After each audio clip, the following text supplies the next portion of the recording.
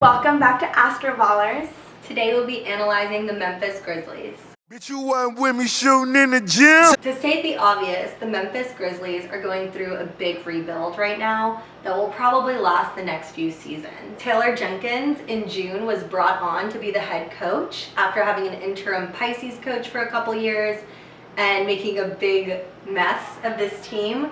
Now we have a strong, hardworking Virgo coach to take over and be the groundwork, which we see a lot, and it actually is really helpful. It's not going to help right this instant, but we will see this team rebuilding, and I think honestly they're on the right track. They have Jaren Jackson Jr. and Ja Morant this year, who are 4th and 2nd picks, by the way, respectively. Their trade, getting rid of Mike Conley and instead getting a rookie pick and picking Ja Morant, I think that was an amazing choice for them. He is a necessary fire. Yeah, Conley was great for this team, being a franchise leader in points. Conley and Ja Morant have so much in common. They're the same position, same height, but they're not the same sign. It's like a subtle difference that will make all the difference when they're playing. A Leo couldn't be more different from a Libra. Ja Morant, the Leo, is there to really fire forward and start building this offense for the team.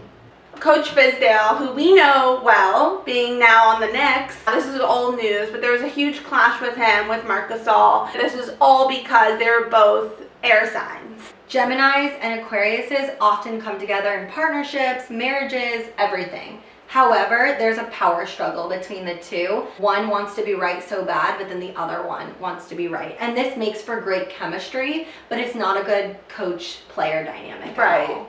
And Fizdale benching Gasol, that just shows the power struggle in action. Gasol basically said it's me or him. They chose him, but now they traded him. Getting rid of Fizdale, it's interesting because they're getting rid of an Aqua, they're getting rid of a Gemini, they're bringing on an Aquarius. To bring on Andre Iguodala. They got rid of Marc Gasol, whose birthday was January 29th. So they need another Aquarius, and what's better than getting someone who is born a day before that, January 28th. Their plan of attack right now is creating a grounded court and then adding a little bit of extra elements like fire, air, just to spice it up, but really keeping it grounded for the rebuild. Instead of trying so hard to make something happen right now, they know that slow and steady wins the race, and they're choosing to really only focus on the grounded aspects of this team right now. Two top 5 players in their starting 5. Yeah, and I think that this is just going to be a really young team. The grit and grind era is over, but I think that this is still going to be a long haul. Ja is going to feel comfortable here leading them as a Leo. Yeah, as long as he doesn't clash with the Virgos. Thank you so much for tuning in.